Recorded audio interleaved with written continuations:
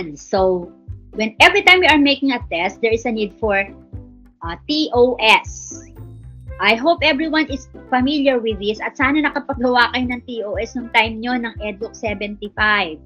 Kasi ito isa sa naging requirement ko sa mga bata, and they have created also 5 items each of the different type of teacher-made tests. Now, when you are about to make a major exam, like for example, midterm, theoretical exam, you have to create a TOS.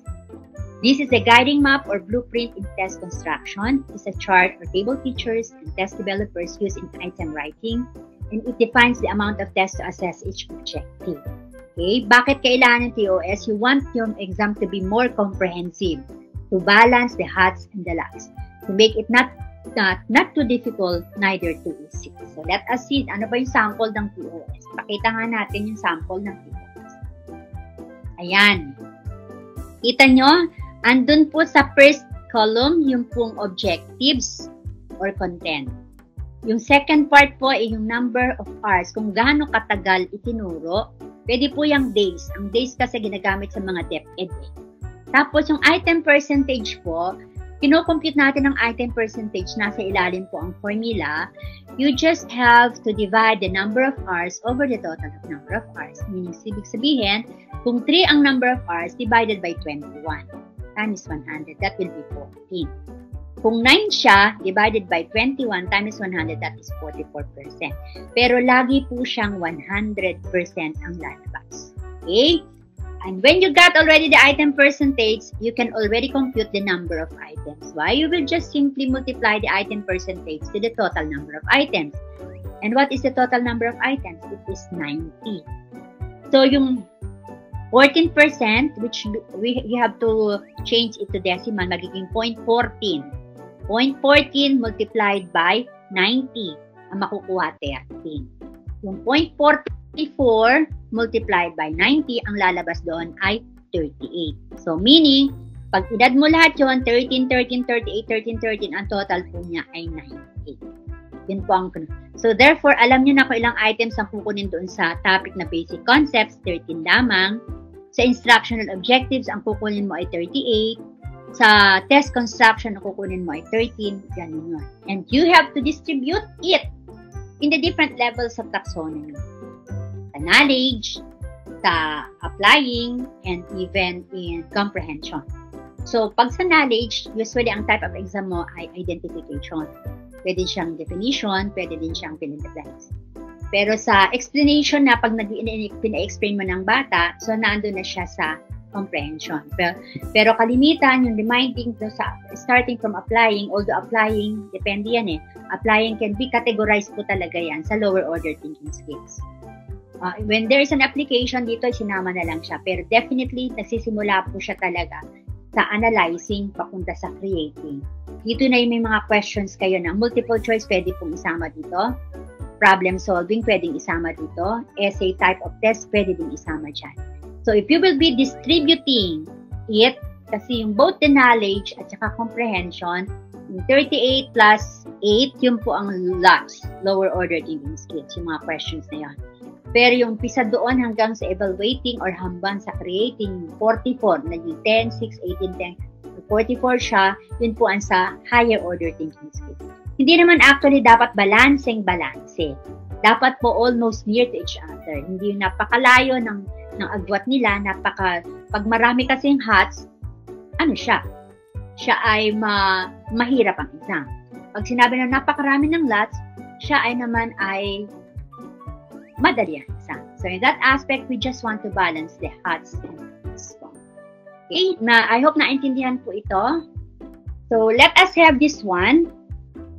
I have mentioned already the type of test, objective test. Whether it is the multiple choice, meron din tayong identification, true or false, even fill in the blanks, kasama yan sa objective test. Subjective, it can be either an essay test. So, let us try to see ano ba yung mga possible way on how to do it. Bigyan natin ng konting tips or guidelines on how to do it. Sa fill in the blanks, konti lang po ibibigay natin. Medyo nasa last part na po tayo. Pag gumagawa ka ng fill in the blanks, you have to ensure that there's only one correct answer. Minsan kasi ang dami-dami pa ng possible answers. You have to be sure, be specific. Now, you have to limit the number of blanks. Hindi pwedeng the blank is the blank of the blank. Aba, mahirap yun, no? So, in that aspect, parang hindi na malaman kung anong sagot. And don't give clues to the correct response in the question. So, marami tayong sa fill in the blank. And do not put the blanks on the first part of the sentence. The missing term should be in the middle or at the end. Hindi pwedeng sa unahan. If you place it at the beginning, abay, understood siya ay ano na, gawin nyo na lang siyang identification. Now, what about in a multiple choice? You start from the easy questions, the difficult, kasi naka-create ng mental blank. And then provide a keyword for each question or statement para madaling answeran. No? Make closely related ang options. Yung pang hindi kitang-kita yung sagot. Lahat ay lugar, tapos nagkaroon ng tao. Ang tanong nyo itong sa tao, yung isa lang, yung option mo, pang-tao, madaling mahanap. Dapat kung tao, tao lahat. At kung Pilipino, Pilipino lahat. Kung Amerikano, Amerikano lahat. Depende sa tanong ko. So that makes the question homogeneous. And you have to arrange the choices alphabetically. You can do it A, B, C, D, pero alphabetically arranged. Para magsisimula sa letter A, sa letter B, letter C, yung options, no? I'm not talking about with the capital letter E, capital letter B, capital letter C, and D. 4 na option yan. But the answers, I'm talking about of the answers. The answers can be arranged in alphabetical order. Or if it is number or year, pwede siyang chronological order. Pag sinabing chronological order, pwedeng from highest to lowest. 1981, 82, 83, 1990. Pwede mo 1990, 1985, pababa. So, yun ang ating tinatawag na chronological order. No, if they are sentences, no? Sentences ang mga sagot, arrange nyo siya ng descending or ascending order. 2 words, 3 words, 3 words, 4 words. O pwede namang descending. 4 words, 3 words, 2 words. Ganon. Para mas madalian yung magsasagot. Then minimize the use of all of these or none of the above. Para kung may iwasan. Pero you can still use properly. Okay, the next one po. Okay, matching type. Matching type, dalawa lang eh. Meron tayong option A, option B, yung column A, column B. You must have to give clear instruction. Ang order ng responses ay ganun din po. Dapat yung mga habang statement ay nasa A. Yung mga short answers ay nasa column B. Huwag niyong pagbabaliktad din. Mahihirapang maghanap ang bata. And the answers, which is the column B, should be arranged in alphabetical order para mas madalian. At kung sila ay year, lahat ay year. Lahat ay number. Hindi ka pwede pagsabayan number, year. Concept, the same concept para maging homogeneous siya. Make it not too long. Baka naman 30 questions sa matching type, mahihirapan ng bata. Pwede siyang 10 to 15 lang. And it should be written in the same page. Hindi pwede ang isa ay nasa likod, ang isa ay nasa harap. Dapat the same page ang matching type. Be conscious on the layout and the format. The premises are numbered, the responses are in capital letters. Capital letters. Capital A, B, C, D, and so on and so on. Okay? Now, for true or false, huwag tayong magbibigay ng hints in the body of the questions, ha? You avoid using the words always, never, and other adverb. Huwag tayong gumamit niyan. Kasi nakakasigurado ang gusto nila kitang-kita kung siya ba ay true or false. And do not use ambiguous, not clear sentences, which can be interpreted as true at the same time. Huwag ding magbigay ng pattern. True, true, false, false, true, true, false, false. Kalimitan daw, ang unang sagot dapat laging true. Depende yan. But be sure po, things should not be half true, half false. Dapat, yun mo na. And when you are using the word not, naaboy natin yung mga not eh. No? Ito, kung gagamit kayo na it cannot be avoided, dapat naka-capital siya or naka-italicize natin. And do not use double negative. Meron ng an, meron pang not. So, you better use one negative. Okay? Next one. For the essay, I think this is the last one. In answering and giving the exam in the essay, you have to be specific. Do not make it expanded response kasi medyo mahirap yan eh. So you make the question clearly and precisely. You have to inform the student with your criteria. Itong first question ay 2 points. Itong meron din ka rubrics, gumagamit ka ng rubrics dito. Tingnan mo ilan ang relevance ng content, yung answer nila, Pati ba yung handwriting nila may consideration? Siguro, dalin, ang ganda sumulat nasarapan ng teacher mag-check pero take note, efforts are not being considered here. Kasama. Meron kang talagang criteria na kino-consider sa check ng essay. And once you are checking the essay, do not do it at the same time na 5 items ang essay. Aansera mong isa-isa per student. No. You better check number 1 only for all the students para nakapokus ka sa sagot ng number 1. Pag na-checkan mo na lahat ang number 1 ng lahat ng estudyante, whether 20 students mo, you can move already to number 2. And do not check na pabalik-balikan mo. But, check ka ngayon, mamaya hindi ko natatapusin. Papalikan na naman. Iba na ang mood mo. So, in checking, you try to sit down on it and focus on it para at least yung consistency, yung feelings mo on checking, it will still be the same. And do not ever check it when you are not in the right mood of checking it. And do not personalize it. Huwag niyong titingnan ng pangalan ng bata na chinechikan nyo. Just go on and checking to avoid bias. Okay? So, making a test, essay, be specific with the question and try to give the rating or the points on each on each essay item that you have. I think this is the last part na. Am I right? Application na lang. Matatapos na po tayo. Pasensya na po. Okay, now let us try to analyze this last one. Applying the rules in test construction. Number 1, it's a fill in the blank. Lalagay lang natin kung X or check, no? Number 1. Assessment is the blank of the blank for the blank. Check ba yan o X? Acceptable or not? Kung pag siya ay acceptable, it is thumbs up. Pag siya ay not acceptable, it is heart. Okay. Heart. So let us see nga. The answer, is it acceptable or not? X. So it is heart, no? It is not acceptable kasi mutilated siya eh. You say it is mutilated kapag napakaraming blank, wala nang essence ang iyong tanong. Assessment is the blank of the blank for the blank. Parang tinagtad na bagay yan na wala nang laman, na wala nang sense. Number 2, discuss the origin of mankind.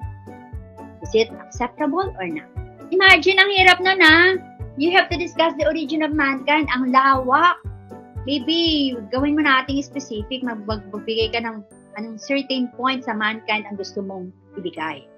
Okay, number 3. Differentiate norm reference and criterion reference in terms of focus and content. Wait up. A few moments later. Okay, check. Kasi ni-specify niya, in terms of focus and content. Number 4. True or false? Evaluation plays a vital role in education. Okay, it is correct, no? Talagang plain na plain. Evaluation plays a vital role in education. Let's have the matching tag. Tingnan niyo yung matching tag.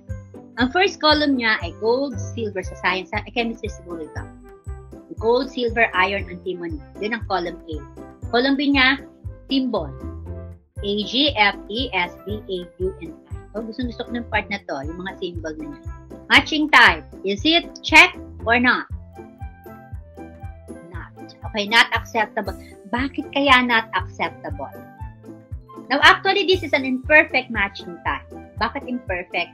Because there are no other options. By the way, when you are making a matching type, every 5 items, ang option siya ay magiging 6. Mag-add ka ng isa. Kung 10 items siya, magiging 12 siya. Kung 15 siya, magdadagdag ka sa bawat 5 kasi nagdadagdag ka ng isa. Now, dito imperfect siya kasi wala siyang additional options. Dapat meron. Another one, hindi naka-arrange ang kanyang option in alphabetical order. Dapat AG, tapos AU, tapos Fe, which is iron, tapos iodine, and then ang letter E dapat SA. So, hindi acceptable ang ating matching type kasi it's not in the correct format. Okay, let's have number 6. Last 3 questions na lang to. All men are created equal. Is this accepted or not accepted in true or false? Okay, let us reveal. Yan, not. Ano kaya ang nakapagpanap sa kanya? It's the presence of, yes, Jobel. Ayan, si Jobel. Yung word po na all po. Very good. It's the word all. Yung mga adverb na will, never. Huwag natin gagamitin yan sa true or false. Kasi kalimitan, magbigay na tayo ng hindi naman lahat talaga ng men ay equal. O hindi naman lahat ng ganito ay mga salita, mga never. Avoid po natin yan sa true or false. Anyway, when you have studied that in your EDOC 75, ito po ay inisa-isa diniscuss sa inyo. And we are just reviewing this. Okay, the next one. I think 3 questions na lang or 2 questions. Next item. Number 7, multiple choice. It is not a characteristic of behavioral objectives. A, attainable. B, measurable. C, reliable. D, simple. Accepted or not? Reveal. Number 7. Not. Oh, sabi ko not. Kitang-kita na yung sagot natin. Not. Gumamit tayo ng not, pero ang question here, you did not capitalize it or italicize it. Dapat kasi mabigyan na emphasis yun. Pwede nyo rin i-underline para at least kahit papano, bigyan ng emphasis sa multiple choice. Pwede siyang gamitin, pero dapat naka-highlight siya. Okay. Next, number 8, fill in the blanks. Blank is the integral part of educational system. The answer is okay. Yung magja-justify ba kung bakit mali? Meron? Ayan. Yes, RJ. RJ Tanyola. Bakit siya mali? Ano po, ma'am? Nasa una po yung blank. Dapat po. Dapat nasaan? Either nasa gitna po or nasa end part po ng sentence or phrase po. Very good. Kasi kung gagawa ka rin lang ng ganyan, mag-identification ka na lang. It is the integral part of educational system. So, anong sagot sa integral part of educational system? Kung sagot ang tatanungin ko. Ano ang sagot? Pinag-usapan natin kanina yan. What is the integral part of educational system? Nakalimutan na. The answer is evaluation. Evaluation. Kasi measurement is the integral part of assessment. Assessment is the integral part of evaluation. And evaluation is the integral part of educational system. Okay? And then the last one, multiple choice. It signifies the validity of the text. A, accurateness. B, correctness. C, usefulness. D, all of them. Okay, let us reveal. Number 9. I think this is the last one. It is checked. Kasi accurateness yan eh. Correctness din siya. Usefulness din siya. And all of them. Okay? Proper din naman ang pagkaka-arrange. ACU, no? All of the above kasi ilang words yun. Kaya nasa dulo siya. We use the all of the above to be sure that lahat ng sagot ay tama. So, I think the last one. It is the last one. Yung bang pinaka-uli sabi? The next slide. Kung meron pa sa next slide po. Yan.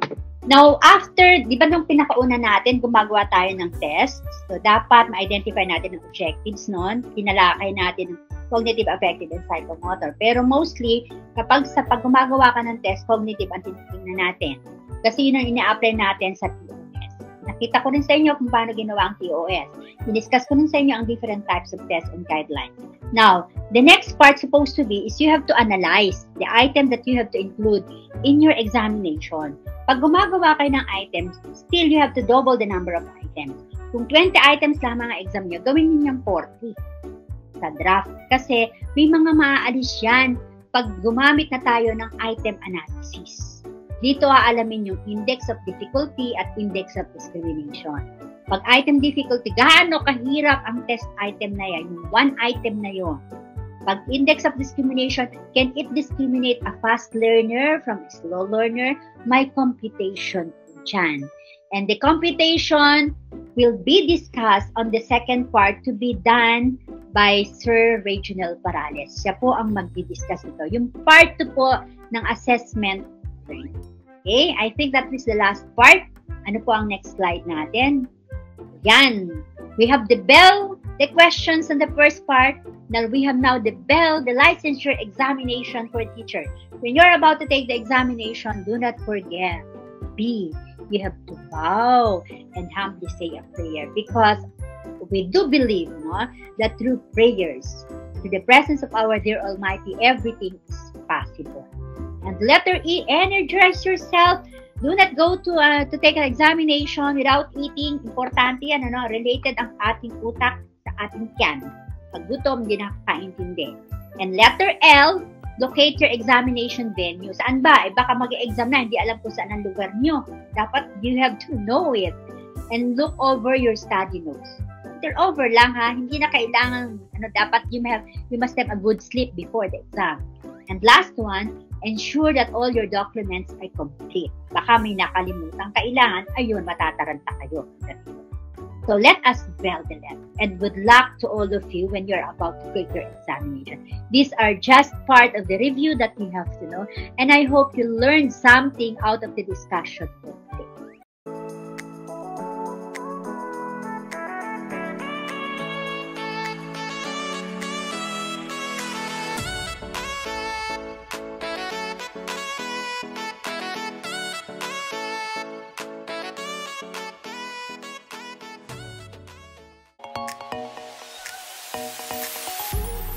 Your